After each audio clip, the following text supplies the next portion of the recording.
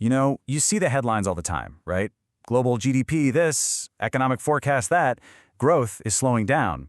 But what does all that jargon actually mean for the job market? I mean, for your job. Okay, let's actually dive in and connect some of these dots. And that's really the core question, isn't it? So today we're going to break down the latest global forecast, and I'm going to show you a surprisingly simple tool, a kind of rule of thumb that helps translate those big, abstract percentages into something way more real, actual employment. All right, so here's our roadmap for today. First, we'll look at the big picture global forecast. Then we'll get into how we can connect that growth to jobs. We'll talk about a specific rule for that and its limits. After that, we'll put that rule to work with real examples, and finally, wrap up by looking at what this all means for navigating our economic future. Okay, let's jump right into our first section, the global economic forecast. And, well, the latest reports are painting a picture of a world economy that's kind of sluggish.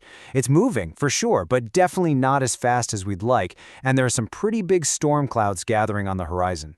So what this really means is that the global economic engine is just stuck in a lower gear. And for a lot of developing economies, this isn't just some temporary blip. No, it means they're actually falling further and further behind where they were supposed to be before the pandemic even hit.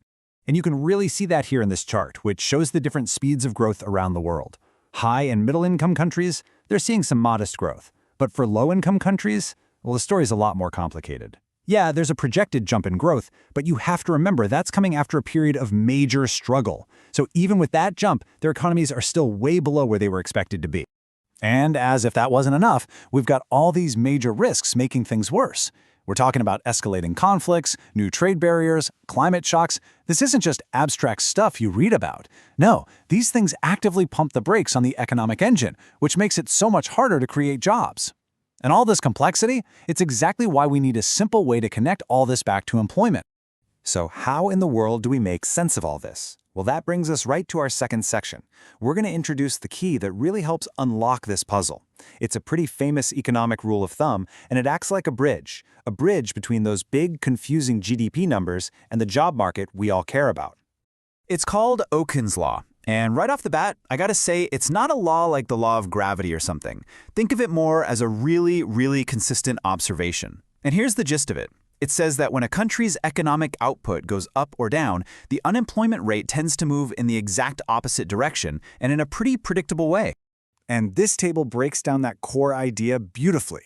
Here's how it works. For every 2% that a country's real GDP falls below its potential, what it could be producing if everything was running at full steam, the unemployment rate tends to go up by 1%.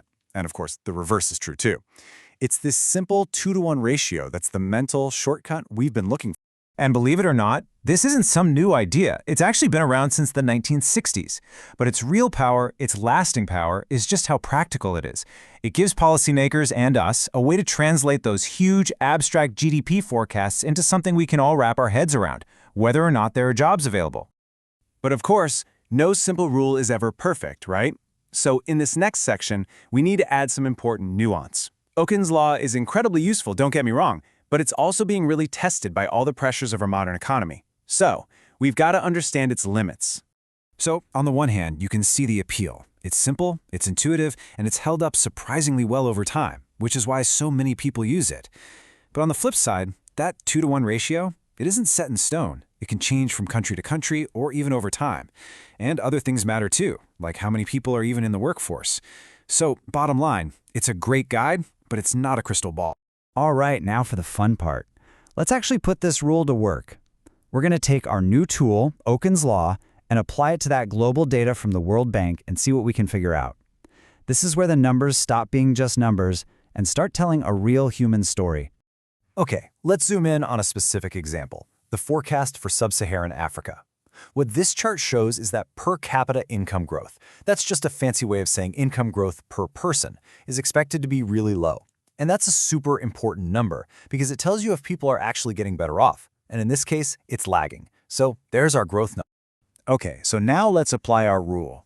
If per person income growth is that slow, what does that actually mean on the ground? Well, it means businesses are nervous. They're not investing, they're not expanding. People aren't spending as much, so there's really no reason to hire new workers. See? Okun's Law lets us connect that slow growth number directly to the job market. It tells us that creating enough new jobs for everyone is going to be a massive uphill battle.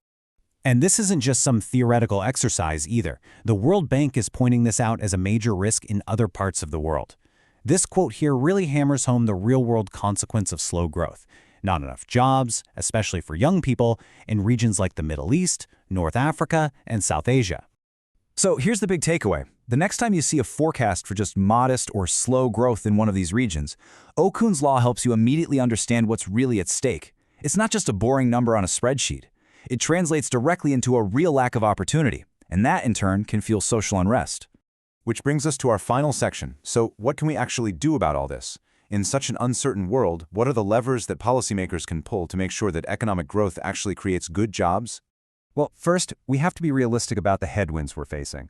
All those big risks we talked about earlier, global conflicts, trade fights, climate shocks, massive debt, all of these things are putting a huge strain on that link between growth and jobs.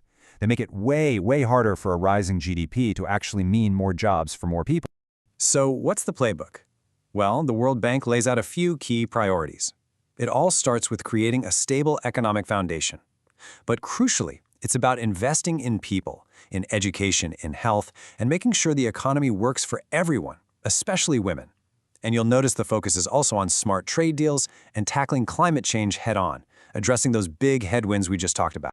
And that really leaves us with the final big question to think about. For decades, Okun's law has been a pretty reliable guide for connecting economic growth to jobs. But in the world we live in now, a world being totally reshaped by climate change, by new global tensions, by all this fragmentation, is that simple rule still enough? Or do we need brand new rules, new ways of thinking, to make sure that growth